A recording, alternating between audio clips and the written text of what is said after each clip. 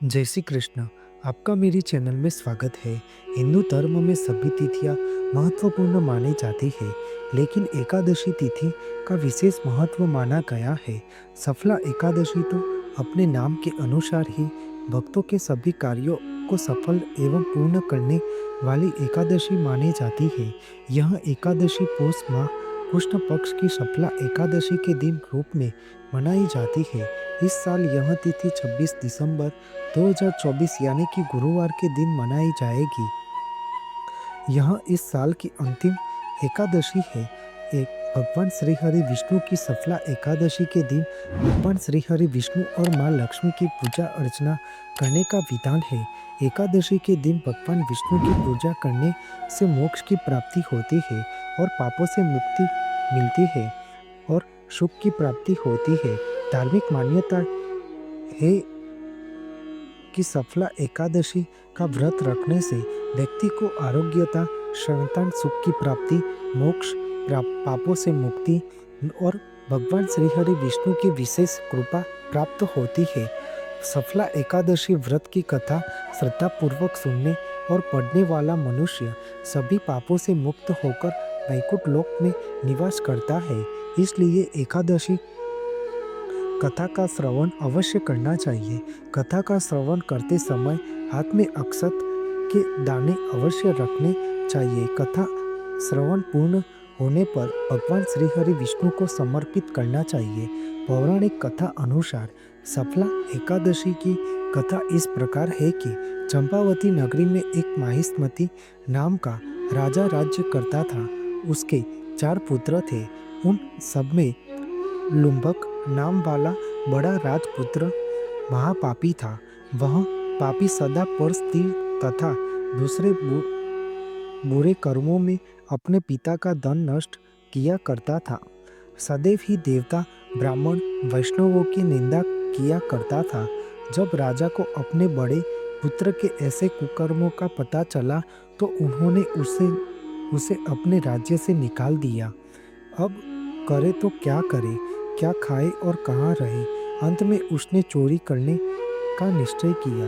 दिन में वह वन में रहता और रात्रि को अपने पिता की नगरी में चोरी करता तथा प्रजाजन को तंग करने और उन्हें मारने का कुकर्म करता था। कुछ समय पश्चात सारी नगरी उसके बर्ताव से भयभीत हो गई। वह वन में रहकर पशु आदि को मारकर उसका मांस खाने लगा। राज्य के सेनापति उसे पकड़ लेते, लेकिन राजा के पुत्र होने के भय से छोड़ देते। वन में एक अति प्राचीन विशाल पीपल का वृक्ष था। लोग उसकी भगवान विष्णु के समान पूजा करते थे। उसी वृक्ष के नीचे वह महापापी लुम्पक रहा करता था। इस वन को लोग देवताओं की क्रीड़ा स्थली मानते थे। कुछ समय पश्चात मागसर माह कृष्ण पक्ष की 10वीं के दिन वह वस्त्रहीन होने के कारण शीत के चलते सारी रात्रि सो नहीं सका। उसके हाथ पैर अकड़ गए। सूर्योदय होते होते वह मूर्छित हो गया। दूसरे दिन एकादशी को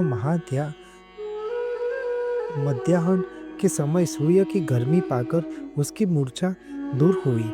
गिरता पड़ता वह भोजन की तलाश में निकला। पशुओं को मारने में वह समर्थ नहीं था।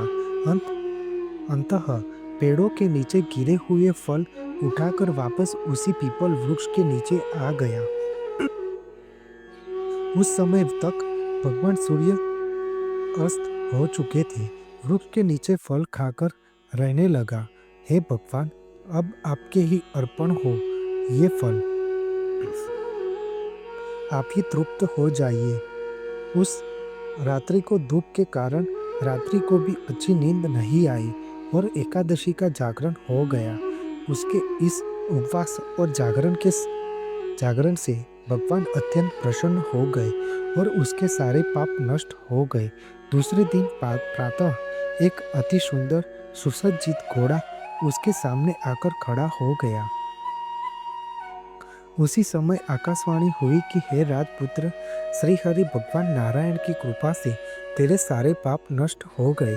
अब तू अपने पिता के पास जाकर राज्य प्राप्त कर। ऐसी वाणी सुनकर वह अत्यंत प्रसन्न हुआ और दिव्य वस्त्र धारण करके भगवान आपकी जय हो कहकर अपने पिता के पास गया।